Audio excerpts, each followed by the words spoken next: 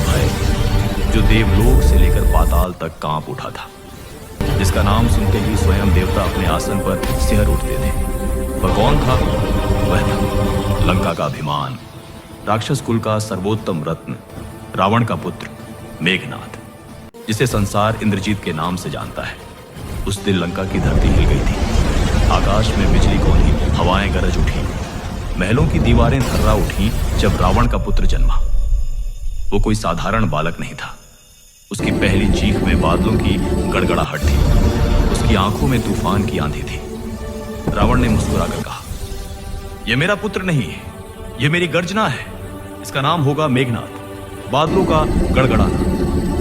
रावण ने पुत्र के जन्म के समय स्वयं नवग्रहों को आदेश दिया, तुम सब मेरे पुत्र के भाग्य में अजयता लिखो। सभी ग्रह भयभीत हो गए, सूर्य, चंद्र, मंगल, बुध, सभी ने उसकी बात मानी। परंतु शनि ने विद्रोह किया। वह 11वें भाव के बजाय 12वें भाव में जा खड़ा हुआ, यानी नियति ने उसी क्षण मेघनाद के अंत की डोर खोल दी थी। क्रोधित रावण ने शनि को पकड़ लिया, उसे अपने राजमहल की अंधेरी कालकोठरी में उल्टा लटका दिया। परंतु क्या कोई सचमुच नियति को कैद कर सकता है? नहीं, नियति हमेशा रास्ता खोज ही लेती। रावण ने अपने पुत्र को रेशमी पालने में नहीं, बल्कि तप और अनुशासन की भट्ठी में पाला। सुबह से शाम तक युद्धाभ्यास, तपस्या, अस्त्रों का अभ्यास और ध्यान। फिर उसे सौंपा गया असुरों के गुरु शुक्राचार्य को। गुरु ने उसे सिखाया, युद्ध केवल बल से नहीं जीता जाता मेघनाद, माया, बुद्धि और नीति भी उतनी ही प्रबल होती है। शुक्राचार्य के सानिध्य में उसने सीखा ब्रह्मास्त्र, पाशुपतास्त्र, नारायणास्त्र, नागपाश, हर दिव्य अस्त्र पर अधिकार प्राप्त किया। वो राक्षसों का नहीं, त्रिदेवों के अस्त्रों का स्वामी बन गया। समय बीता, रावण ने तीनों लोकों पर विजय का अभियान चलाया। देवता भयभीत हुए। इंद्र ने स्वयं सेना का नेतृत्व किया और युद्ध में उतरे। भीषण संग्राम हुआ और अंततः रावण देवराज इंद्र के बंधन में बंध गया।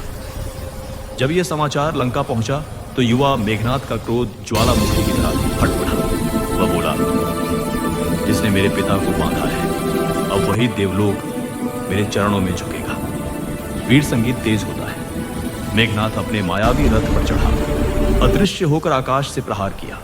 उसके बाण वज्र की तरह गिरते देवता दिशाहीन होकर गिरते गए। अंततः मेघनाद ने इंद्र को पराजित किया, उन्हें अपने रथ से बांधकर लंका ले आया। देवता स्तब्ध रह गए।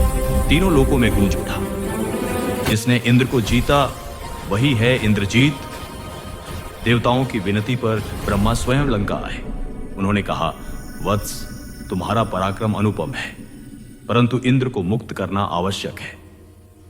मेघनाथ ने वरदान मांगा, मुझे अमृतत्व दीजिए। ब्रह्मा मुस्कुराए, अमृत तो संभव नहीं, परंतु जब तक तुम निकुंभिला यज्ञ पूरा करोगे तब तक कोई भी तुम्हें परास्त नहीं कर सकेगा। और उसी यज्ञ से जन्मा मेघनाद का दिव्य आकाश रथ, जो उसे अजय बना देता था। इंद्र मुक्त हुए और मेघनाद को नाम मिला इंद्रजीत। अपनी अगली विजय में इंद्रजीत ने नागलोक पर आक्रमण किया। नागराज वासुकी पराजित हुए और शांति के लिए अपनी पुत्री सुलोचना का विवाह इंद्रजीत से कर दिया। वासुकी ने आशीर्वाद देते हुए कहा, मेरे जामाता का वध उसी के हाथों होगा जो स्वयं शेषनाग का अवतार होगा। किसे पता था यह भविष्यवाणी ही एक दिन उसकी मृत्यु की कहानी बनेगी। समय ने करवट ली। अयोध्या के राजकुमार राम और उनके भाई लक्ष्मण लंका के द्वार पर आ पहुंचे। कुंभकर्ण, अतिकाय, देवांतक सभी रणभूमि में गिर चुके थे। रावण का साम्राज्य डगमगाने लगा था। अब अंतिम आशा थी, इंद्रजीत। जैसे ही वह रणभूमि में उतरा, धरती कांप उठी। उसकी रथ की गर्जना से समुद्र उठा। इंद्रजीत ने मायावी रूप धारण किया, अदृश्य होकर आकाश से प्रहार करने लगा और फिर चलाया नागपाश अस्त्र। देखते ही देखते श्री राम और लक्ष्मण विषैले नागों से जकड़ गए। वानर सेना चीख उठी, राम, लक्ष्मण! लंका में उत्सव मनाया गया, परंतु तभी हनुमान ने गरुड़ को बुलाया। गरुड़ के आते ही नागपाश टूट गया और दोनों भाई पुनः जीवित हो उठे। इंद्रजीत का विजय सपना चूर हो गया। क्रोधित होकर इंद्रजीत ने अपना सबसे प्रचंड अस्त्र चलाया, शक्ति अस्त्र। यह लक्ष्मण के वक्ष में लगा। लक्ष्मण भूमि पर गिरे, प्राण जैसे ठहर गए। वानर सेना मौन, रावण का गर्व आसमान छूने लगा। पर हनुमान उड़ चले और हिमालय से संजीवनी बूटी लेकर लौटे। लक्ष्मण पुनर्जीवित हुए। अब युद्ध का पलड़ा बदल चुका था और इंद्रजीत समझ गया, यह कोई साधारण राजकुमार नहीं, यह तो स्वयं शेषनाग का अवतार है। अब इंद्रजीत ने अंतिम उपाय चुना, निकुंभिला यज्ञ। यदि यह पूर्ण हो जाता तो वह अजेय बन जाता। परंतु विभीषण, जो अब राम की ओर था, उसने यह रहस्य राम को बता दिया। लक्ष्मण और वानर सेना ने यज्ञ को बीच में रोक दिया, अधूरा यज्ञ, और अब अजयता समाप्त। इंद्रजीत का क्रोध सीमाएं तोड़ गया। वह बोला, आज मैं विभीषण का रथ उठाऊंगा। लक्ष्मण और इंद्रजीत आमने सामने। आकाश में बाणों की वर्षा, धरती कांप रही थी। देवता ऊपर से यह दृश्य देख रहे थे। इंद्रजीत ने सभी अस्त्र चला दिए, पर कोई असर नहीं हुआ।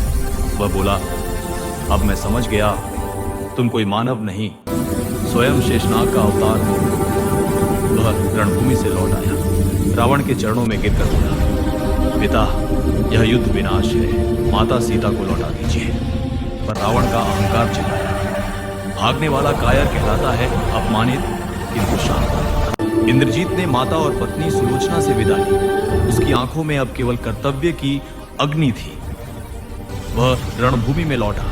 अंतिम बार लक्ष्मण ने इंद्रदेव के अंजलिका अस्त्र का संधान किया।